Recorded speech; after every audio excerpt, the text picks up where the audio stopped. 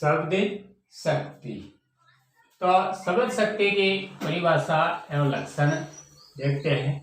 परिभाषा में शब्द शक्ति का अर्थ है, शब्द शक्ति का अर्थ है शब्द की अभिव्यंजक शक्ति, शब्द की अभिव्यंजक शक्ति यानी बुद्धि का वह व्यापार या क्रिया जिसके द्वारा किसी शब्द का अर्थ निश्चित रूप से ज्ञात होता है, उसे शब्द शक्ति कहते हैं। यानी व्यापार या क्रिया जिसके द्वारा किसी शब्द का अर्थ हमें मालूम होता है, उसे शब्द शक्ति कहते हैं। तो वाक्य में प्रयुक्त शब्दों का अर्थ जानने के लिए बुद्धि द्वारा जिस शक्ति का प्रयोग किया जाता है, यानी वाक्यों में प्रयुक्त जो शब्द होते हैं उनका अर्थ जानने के लिए बुद्धि के द्वारा जिस शक्ति का प्रयोग होता है उसे शब्द शक्ति या शब्दवर्ती कहते हैं। इसके आगे शब्द शक्ति के प्रकार यानी शब्द है वह 3 प्रकार के माने गए हैं। तो शब्द 3 प्रकार के, पहला वाचक, दूसरा लक्षक और तीसरा व्यंजक। तो सबसे पहले वाचक शब्द क्या है? तो वाचक शब्द में जिस शब्द से मुख्य अर्थ निकलता है, यानी जिस शब्द से मुख्य अर्थ निकलता है उसे वाचक कहते हैं। और वाचक शब्दों से निकलने वाला अर्थ वाच्यार्थ या मुख्यार्थ कहलाता है। या तो वाच्यार्थ होता है या फिर मुख्यार्थ कहलाता है। दूसरा आता है लक्षक, यानी मुख्यार्थ से भिन्न, मुख्य अर्थ से भिन्न परंतु उससे संबंधित कोई अन्य अर्थ निकलता है, वहां लक्षक होता है। तीसरा होता है व्यंजक, और जिस शब्द से वाच्यार्थ या लक्षार्थ से विशिष्ट यानी अन्य व्यंग्यार्थ निकलता है उसे व्यंजक कहते हैं। यानी वाच्यार्थ और लक्ष्यार्थ न निकलकर व्यंग्यार्थ निकलता है उसको व्यंजक कहते हैं। शब्द शक्तियां। अब शब्द शक्ति कितने प्रकार की होती है? तो शब्द शक्ति 3 प्रकार की होती है, यानी 3 होती है। पहली अभिधा शक्ति, दूसरी लक्षणा शक्ति और तीसरी व्यंजना शक्ति। अब इसके अर्थ को समझते हैं। शब्द शक्ति अभिधा, लक्षणा और व्यंजना। तो अभिधा में शब्द होता है वाचक, अभिधा में शब्द होता है वाचक और उससे वाचार्थ या अभिधेयार्थ अर्थ निकलता है। दूसरी है लक्षणा, और लक्षणा का शब्द होता है लक्षक और उससे लक्ष्यार्थ या आरोपितार्थ अर्थ निकलता है। तीसरी है व्यंजना, और व्यंजना में शब्द होता है व्यंजक और अर्थ निकलता है व्यंग्यार्थ या प्रतीयमानार्थ। अब सबसे पहले जो अभिधा शब्द शक्ति है उसको देखते हैं। अभिधा शब्द शक्ति में यानी जिस शक्ति के द्वारा साक्षात सांकेतिक अर्थ का बोध होता है, सांकेतिक अर्थ यानी मुख्य अर्थ का।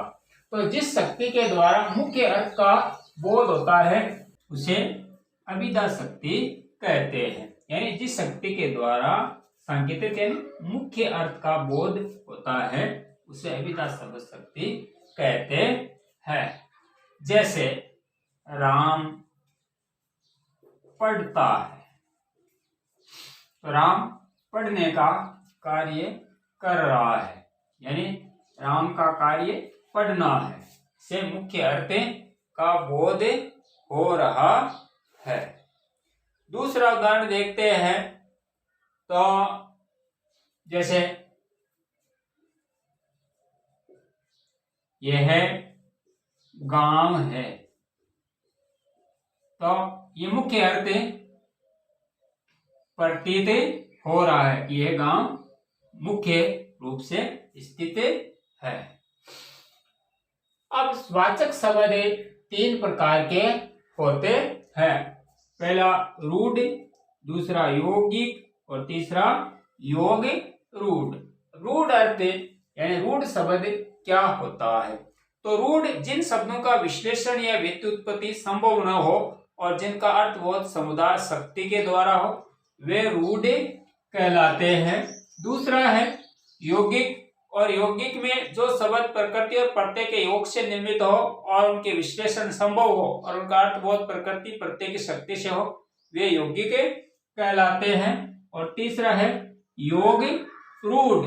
और योग रूढ़ में जिन शब्दों की संरचना यौगिक शब्दों के समान होती है और तथा अर्थबोध रूढ़ के समान होता है, उसे हम योग रूढ़ कहते हैं। दूसरी शब्द शक्ति है लक्षण। तो जिसमें मुख्यार्थ का बोध होने पर भी रूढ़ि अथवा प्रयोजन के कारण जिस शक्ति द्वारा मुख्यार्थ से संबंधित अन्य अर्थ यानी लक्ष्यार्थ ग्रहण किया जाता है, उसको हम लक्षणा शब्द शक्ति कहते हैं।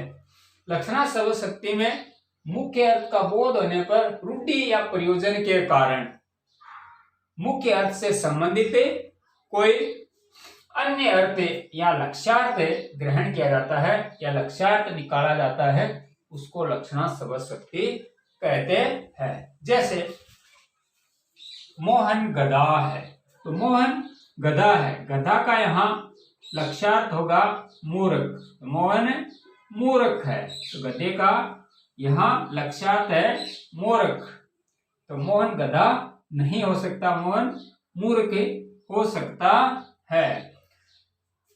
और उदाहरण यह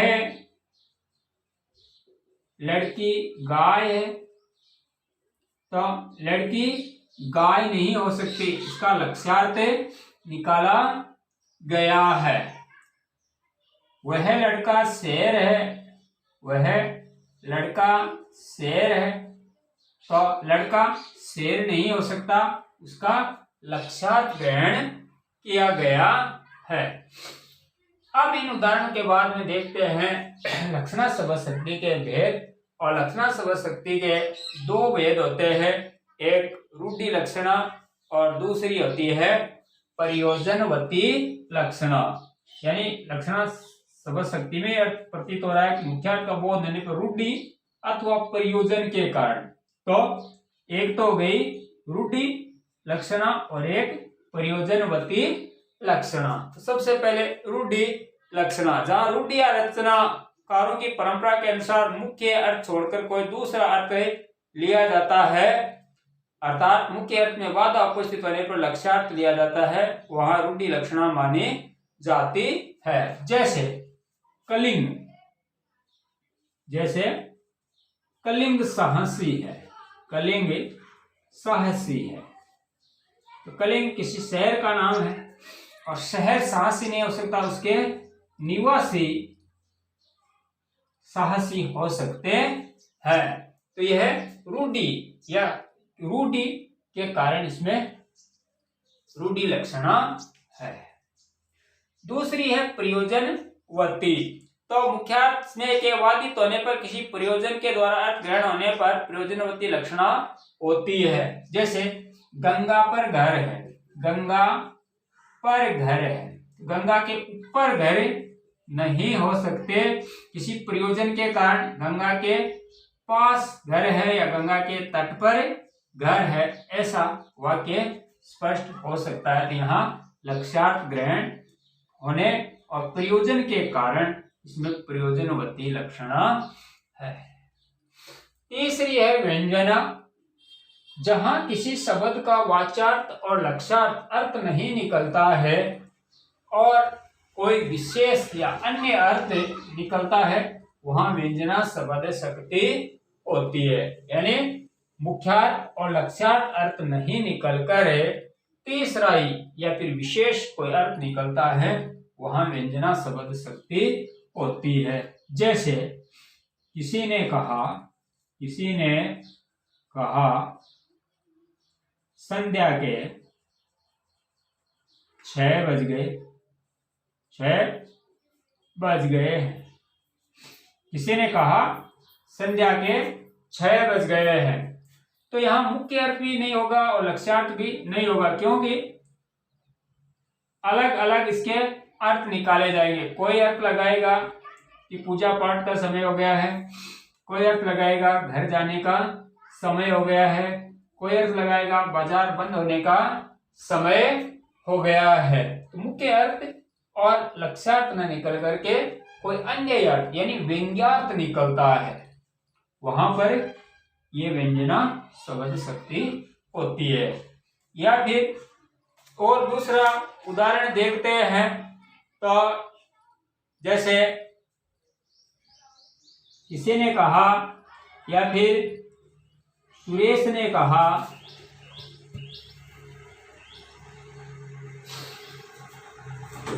दोपहर के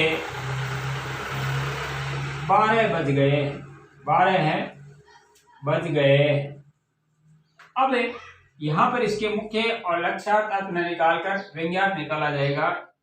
विद्यार्थी मानेंगे कि दोपहर हो गई है, इसलिए अब घर जाने का समय हो गया है। कोई भोजन करने वाला ये प्रतीत लगाएगा, अर्थ लगाएगा कि अब भोजन करने का समय हो गया है।